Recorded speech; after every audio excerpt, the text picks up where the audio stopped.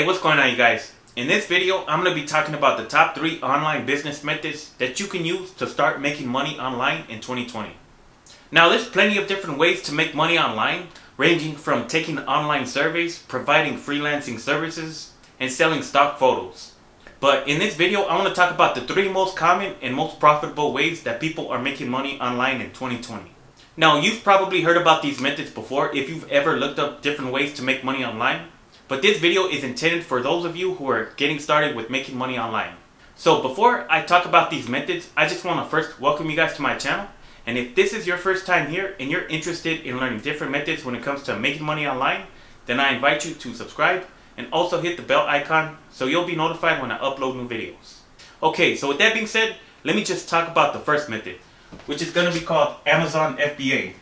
Now, I'm pretty sure most of you have heard about this method before, but if you're brand new to this concept, with Amazon FBA, well, FBA first stands for Fulfilled by Amazon. So basically what this is where you find a winning product that you can resell on Amazon's platform. And then you order that product wholesale, and then you have it shipped to the Amazon warehouse. So you don't have any inventory shipped to you. You're going to have it shipped to the Amazon warehouse, and then you're going to list that item for sale on Amazon. So whenever somebody sees your listing on Amazon and they purchase that item, the people who work at the Amazon warehouse, they're going to pack, fulfill, and ship out that order to the customer. Now you might be thinking to yourself, what is a winning product? So basically it's a product that is already selling and it has great reviews, and it's also profitable to sell. Because if you're going to be selling something, you might as well be making money off of it. Now some people might look at a product that's being sold a lot and has a lot of reviews. They might think, well, a lot of people are selling this already. Why would I waste my time in selling this product? And the simple answer is, it's a huge marketplace out there. But if you want to increase your chances of selling an item, you just have to think about something that's not overly saturated. Now, a good tool that people use when it comes to selling on Amazon is called Jungle Scout. So this is basically a research tool that helps you find out what products are selling and which ones are most profitable. So if you're thinking about getting started with selling on Amazon, but you don't want to have to compete with thousands of other resellers, you just have to narrow your audience down to a certain niche. So instead of thinking of something in more general terms like selling a dog bed, think about something more specific, like a dog bed that's in the shape of a hot dog bun. There's a lot of people who would be interested in buying a dog bed that's in the shape of a hot dog bun that they can buy for their dog. So what you're doing is you're narrowing down your competition from thousands of other resellers by selling a general dog bed to just a few dozen. Now, when it comes to Amazon FBA, if you're wondering where to find products from, a lot of people, they outsource their products from online Chinese wholesale websites like AliExpress, Alibaba, or DHgate. Now, the reason why people use these websites is because it only costs a fraction of what they would cost in the USA to make. Now, once you do your research and you find your winning product on what you want to resell on Amazon, you should always order a sample product for yourself just to ensure what the quality of that product is, because you don't want to just have that product shipped directly to the Amazon warehouse without testing it out yourself, because then you're going to have a lot of people who are going to be unhappy with the product, and they're going to want to return that product. Then once you get your sample order and you know that product is a good quality product, then you're going to want to order it in bulk and have it shipped to the Amazon warehouse. Now, the good thing about using Amazon FBA to make money online is that, number one, you don't have to have any inventory in your own residence. You don't have to store anything in your garage or your closet. Everything is going to be stored in the Amazon warehouse. And number two, you don't really have to do a lot of marketing in order to get your product sold. Once you have it listed on Amazon and people can see your product, you're going to easily start making sales. Now, the downside about using Amazon FBA is that the upfront cost can be pretty expensive. You can easily spend between hundreds and thousands of dollars just to buy your product. And since you're going to be using Amazon to fulfill, pack, and ship out your orders to the customers, you're going to have to pay fees for that. And you're also going to be charged fees for having your product stored in the Amazon warehouse. And when somebody returns the product because they didn't like it or they just didn't want it, then you're going to get charged a fee for that as well. So that's something to consider if you're thinking about getting started with Amazon FBA. So let me move on to the next method, which is a method that a lot of people are using. And this is called dropshipping. Now, if you guys don't know what dropshipping is, it's basically where you find something that is being sold online, and then you just basically relist that same item for a higher price on another platform. If you ever go on eBay, you're going to see this all the time. People relist items from other websites like Amazon, Target, Walmart, even the Home Depot. And they just simply mark up the price. And I wouldn't really recommend dropshipping on eBay because there's way too much competition, and most people, what they do is they just relist that item for $1 or $2 more than the original price just to undercut everybody else. Now, what most people do when it comes to dropshipping is that they create a Shopify store. And they also look for winning products from AliExpress. Then they run Facebook ads to get people to their online Shopify store, and then that's when the sales start coming in. So when somebody orders a product from a dropshipping store, the person who owns that Shopify store, what they do is they contact the supplier and they have it shipped directly to the customer. So if I were to relist, let's say, this marker on my own online store, and I can get it from Amazon, if somebody buys this marker from my online store, I'm going to just go to Amazon, I'm going to order it and have it shipped directly to the customer. So you don't have to worry about any inventory sitting in your garage or your closet. But there's a lot more to it than that if you want to become successful with dropshipping. Because you can have a really good product that other people are buying, but that's only one part of the equation. It's about having a really good product and getting it in front of the right people and having a really good ad to market that product.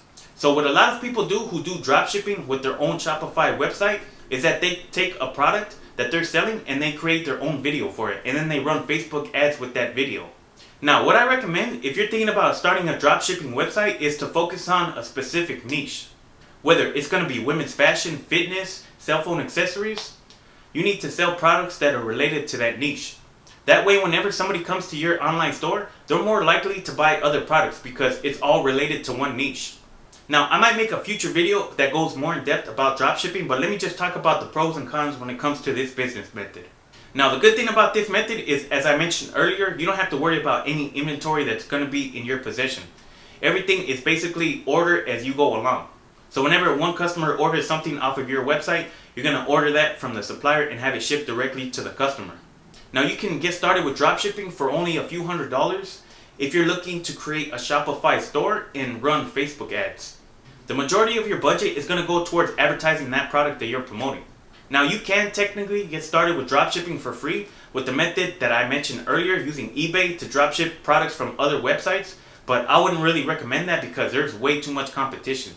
Now, the downside about using dropshipping is the shipping times, because basically all of these products are going to be coming from China, so it could take between 2 to 6 weeks for a customer to receive a product that they ordered. So just make sure that you let people know the shipping times and what they can expect whenever they order something from your website. Okay, so let me talk about the third method. Now, this is probably a method that everybody and their mother has heard about, and this is called affiliate marketing. Now, if you don't know what affiliate marketing is, it's basically where you're promoting somebody else's product online through a specific link that's coded directly to you. And this is what's going to be called your affiliate link. So whenever somebody clicks on your affiliate link and they purchase whatever product that you're promoting, then you earn a commission. Now, this is a pretty simple concept and a lot of people are doing this. But if you don't have a budget to spend on advertising, or if you don't have a large following on social media, it can be pretty tough to become successful with affiliate marketing. Now, the reason why a lot of people start affiliate marketing is because you can get started for basically nothing. There's a lot of free affiliate programs out there, and the two most common ones are going to be the Amazon Associates program and also clickbank.com. Now, what you don't have in money, you're going to have to make up for it with your time. Meaning, if you don't have money to run paid advertisements for whatever product that you're promoting as an affiliate, you're going to have to spend your time creating content. Whether it's going to be creating social media posts, creating blog posts, or making YouTube videos. Now, there's plenty of YouTubers out there that promote affiliate products in the description of their videos.